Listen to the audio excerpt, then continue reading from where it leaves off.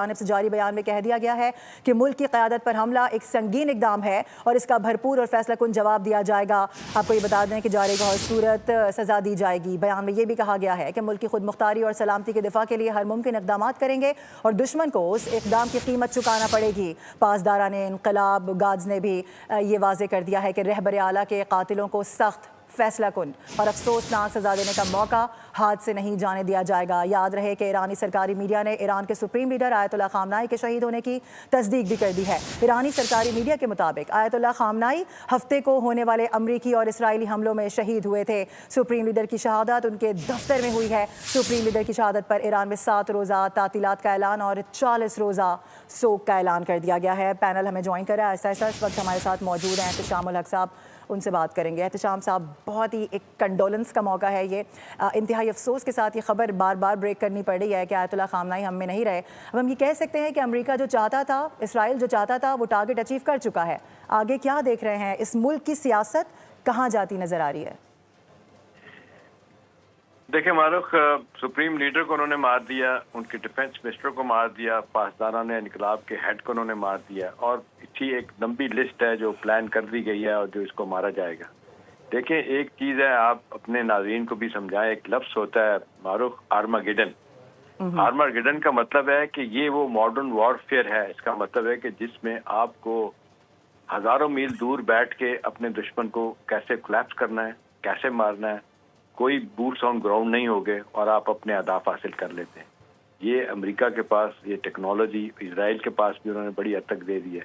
इसके बाद तो आप देख लें, अब तो वो बात खुल के सामने आ गई है कि जो आज से 25 साल पहले जब इराक वॉर शुरू की गई थी, उस वक्त मार्क किया गया था कि 7 इस्लामी मुल्कों को तबाह करना है और आखिर में उस पर लिखा हुआ था ईरान।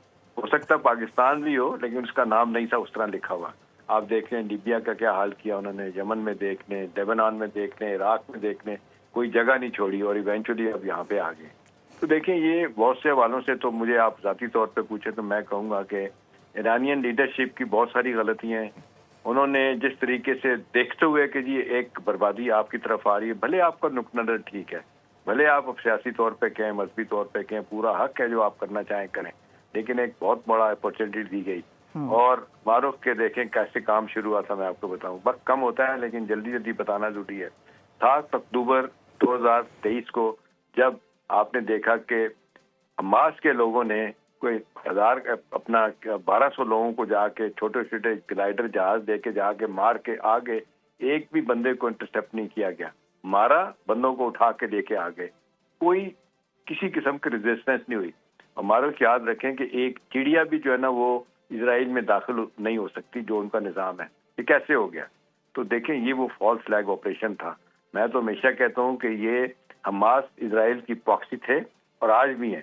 उनसे काम लिया गया और नतीजतन पूरा मौका दिया गया कि आज आप देखने गजा को जिस तरह से उन्होंने क्या करके रख दिया है। 70,000 से लोगों को मार दिया गया। अभी भी सो कॉल्ड सीज फायर के बावजूद भी आप देखते हैं कि वहां पे रोजाना वायलेशंस हो रही हैं। अब उसको देखते हुए आप जरा कड़ियां मिलाएं तो आ जाए ईरान में। एक अरसे से सिलसिला जारी था और ये 45 साल से सैंक्शन लगी हुई हैं, बड़ी मुश्किलात में जिंदगी गुजार रहे हैं। लेकिन वही प्रेसिडेंट ट्रम्प कहते हैं, रोजाना कहते हैं, death to America, death to Israel, ये हमें बर्दाश्त नहीं है।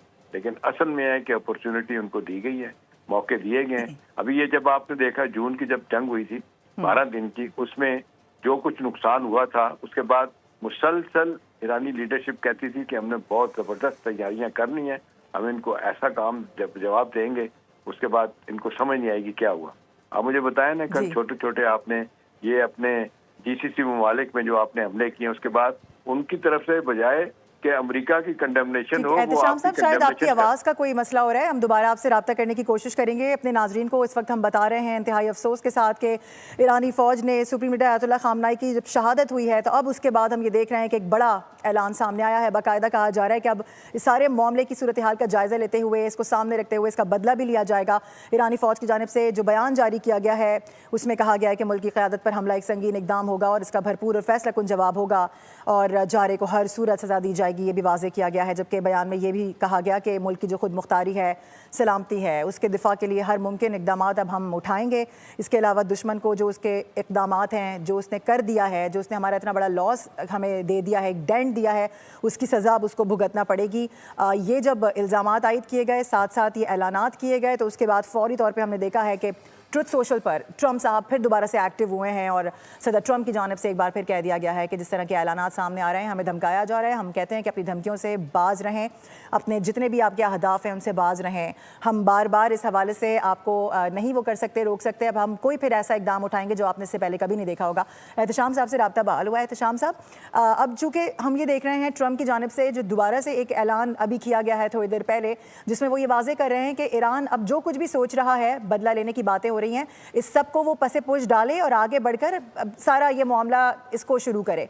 तो अब आप क्या देख रहे हैं कि जो ईरानी जो मजीद अब जो वहाँ पे आके गवर्नमेंट हम देख रहे हैं कि वो टेक ओवर करेगी, ये सारा मामला होगा। इसके साथ साथ जो वहाँ के अवाम इस वक्त बड़ी तादाद के अंदर निकले हुए, ख़ास तौर पर अगर हम बात करें तेहरान के हवाले से, तो वहाँ पर इस वक्त जिस तरह से मुजाहरे जारी हैं, आप समझते हैं ये बैकफुट पर जाएंगे? वो ठीक है जो आपने कहा बिल्कुल 100% ट्रू है कि अंदरूनी हाथ के बगैर इतना बड़ा सानहा रूनुमा हो नहीं सकता, किसी सूरत भी दिमाग ये मानने को तैयार नहीं है। देखिए मारूक, अब फौरी तौर पे तो जो करने की जरूरत है ना, एक तो जिस तरीके से हमले हुए, इन्होंने कहा हम जवाब देंगे, जवाब अभी तक तो नहीं आया। आप भी चाहेंगे, हम भी चाहेंगे कि ईरान मुसलमान मुल्क है, उसके साथ इस तरह ज्यादती ना हो, और हम तो उनके साथ खड़े हैं। पाकिस्तान सबसे पहले पाकिस्तान ने कंडेम किया, बावजूद जानते हुए कि अमेरिका के साथ आज के ताल्लुकात अच्छे हैं। इसराइल को हम रोजाना कंडेम करते हैं। इसराइल को भी यही तकलीफ है कि पाकिस्तान आउट ऑफ दी जाके ईरान को और बाकी जगहों पर मिडल ईस्ट के ममालिक को सपोर्ट कर रहा होता है। अब अगला सवाल ये है कि जी आगे क्या हो सकता है। अब देखें ना, अब इस हमले के बाद लोग एक्सपेक्ट कर रहे हैं कि फुल फ्लैज एक हमला और करेगा अपना ईरान। वो जो उनके हाफिसानिक बैलिस्टिक मिसाइल हैं वो कहाँ तक जाते हैं, लीबिया अपना इसराइल में जाके कितना उनको मजबूर करते हैं कि वो कहें जी जैसे पिछले दफा थोड़ा सा हुआ था, क्या है बातचीत करके बैठ के मामलात को ठीक करते हैं, वो कितना पॉसिबल होगा। या अमेरिका और इसराइल जो पीछे बैठे अपने अहदाफ हासिल कर रहे हैं, आप देख लें यूरोप की उनको पूरी हमायत हासिल है, चाइना और रशिया की तरफ से थोड़ी बहुत कंडेमनेशन आ गई है, लेकिन इससे ज्यादा कुछ नहीं हो रहा, कोई मुल्क उनके लिए नहीं आ रहा। हाँ, ये बातें हो रही हैं जो हमारी इत्तलात हैं कि अभी भी सऊदी अरब, पाकिस्तान और टर्की मिलके बैकग्राउंड में ये बातें हो रही हैं, किसी तरीके से अमेरिका को कन्विंस किया जाए कि भाई ये जो आप कर रहे हैं सब कुछ, ये अल्टीमेटली आपके मिडिल ईस्ट के जो मफादात हैं उनको नुकसान पहुंचेगा। तो अमेरिका कन्विंस होगा? इन तीन कंट्रीज की इंटरवीन से अमेरिका कन्विंस हो जाएगा, आपको लगता है ऐसा? नहीं होगा। उसकी वजह यह है कि देखे ना, वो जिस अंदाज से उन्होंने मामलात को आगे लेके गए हैं, वो तो लगता है कि वो अहदाफ उनके जो पहले से थे, उन्होंने जो प्लान किया हुआ था। अभी आप देख लेंगे, जब पिछली दफा भी जून की जंग हुई थी, बातचीत हो रही थी और कहा जा रहा था कि शायद ये हमला ना हो, मामला ठीक हो जाएंगे।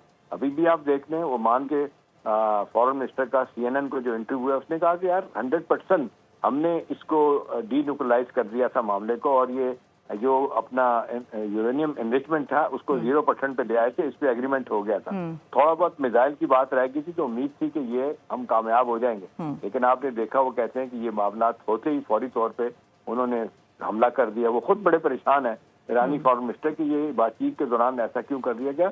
तो मुझे किसी तौर पे भी नहीं लग रहा मारूफ कि ये उन्होंने प्लान किया हुआ था, उस प्लान के मुताबिक उन्होंने हमला किया है, उन्होंने इनको धोखे में रखा है। ये अलग बात है, कुछ ये डिसेप्शन उन्होंने दिखा के सब कुछ किया है, लेकिन कुछ लोग कह रहे हैं कि बहुत बड़ा प्रेसिडेंट ट्रम्प ने गैम्बल किया है, ये अल्टीमेटली अमेरिका के गले पड़ेगा। और अभी देख लें कि इस वक्त अमेरिकी ओपिनियन 21% लोगों ने सपोर्ट किया है, बाकी आप देख लें क्लोज टू 80% लोगों ने कहा कि गलत हुआ है, ये हमले नहीं करने चाहिए थे, रुकने चाहिए, ये इजराइल की नाजायज सपोर्ट करके तो मामला खराब करते चले जा रहे हैं।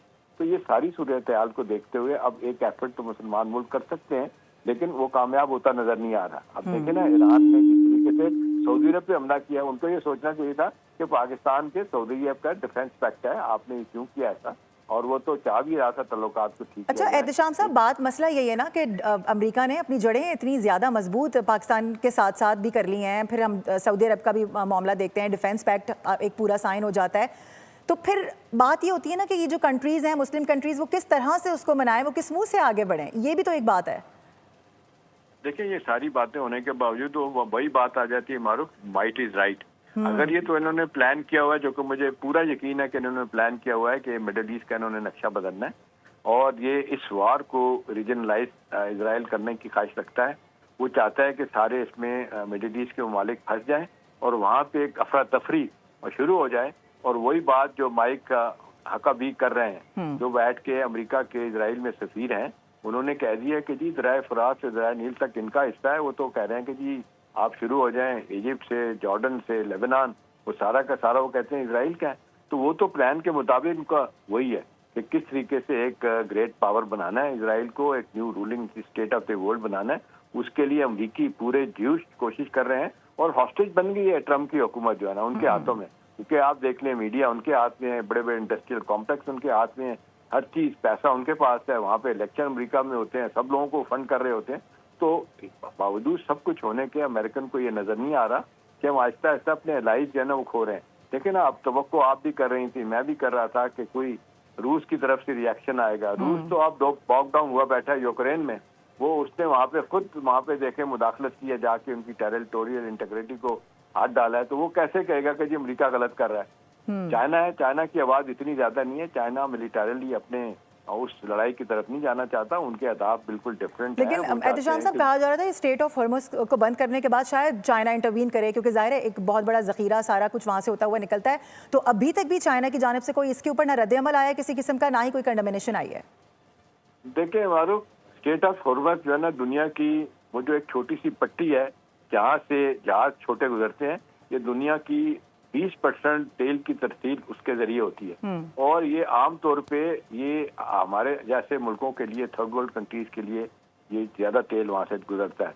तो अमेरिका को तो इसका कोई नुकसान नहीं है, इसराइल को कोई नुकसान नहीं है। वो बंद भी हो जाए तो उसका कोई फर्क नहीं पड़ता। वेस्टर्न यूरोप को भी इतना ज्यादा फर्क नहीं, चाइना को फर्क पड़ता है, हमें फर्क पड़ेगा और मुल्कों को फर्क पड़ेगा। लेकिन वो क्या करेंगे अब इसके लिए? बाकायदा बंद करने के बाद अब ये भी हो सकता है कि अमेरिकन जो है ना उनको एक और मौका मिल जाए कि देखें इन्होंने दुनिया की ट्रेड को डिस्टर्ब किया है, लिहाजा हम वहाँ पे कुछ और करेंगे।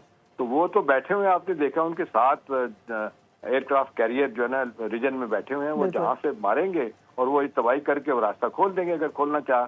लेकिन उनको शायद सोचना पड़ेगा कि उनमें शायद कोलेट्रल डैमेज भी हो सकता है और नुकसान भी हो सकते हैं, तो शायद ना करें। लेकिन अब जो जो इनके पास हथियार हैं, जो जो इनके पास कुछ करने के लिए है ईरान के लिए, वो करेगा। हाँ, अब ये है कि लोग तवक्को कर रहे हैं, आज इंटरनेशनल मीडिया देख रहा है कि ईरान ने कहा था कि जी ये तो ट्रेलर दिखाया हमने, अभी तो असल जंग शुरू होनी है। वो असल जंग कब शुरू होगी, क्या इसका वो जवाब देते हैं? कुछ लोगों का ख्याल है कि जंग तो तवालत पकड़ेगी तो पूरी दुनिया की ग्लोबल इकोनॉमी हिट होगी, रीजन के ममालिक के लिए मुश्किलात होगी। और बार बार ये बात ध्यान में रखनी चाहिए मारूफ, हमारे भी बड़ी मुश्किलात हो जाएंगी। हम नेक्स्ट डोर नेबर हैं और खुदा ना खास्ता यहाँ पे रजीम चेंज हो जाती है। वैसे तो रजीम चेंज के बजाय इतने चांसेस नहीं है, क्योंकि रजीम चेंज अगर आपको याद हो 2010 में जब उन्होंने लीबिया में किया था तो वो उस वक्त बूट्स ऑन ग्राउंड अमेरिका के हो गए थे। और यही आप देख लें 2003 में जब उन्होंने इराक में किया था सद्दाम हुसैन के खिलाफ, तो उस वक्त बूट्स ऑन ग्राउंड थे। यहाँ पे नहीं है बूट्स ऑन ग्राउंड, इसलिए ये जरा मुश्किल होगा। हाँ, ये है कि अब ये लोगों को उकसाने की बात है, वो इस स्तर तक ईरानी लोगों को उकसाने की कोशिश करेंगे।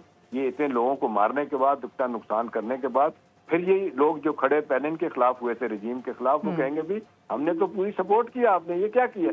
फिर वो खुद चेंज की तरफ जाएंगे और जो वो चेंज होगी वो कितनी खौफनाक होगी, वो क्या सिविल वॉर, और फिर वो कौन से ममालिक के लिए खौफनाक होगी, मुझे तो ये सोच के खौफ आ रहा है। एहतशाम साहब, इस हवाले से ना हम आपसे मजीद भी जानते रहेंगे। फिलवक्त साथ रहने के लिए बहुत शुक्रिया। आपको आगे भी ट्रांसमिशन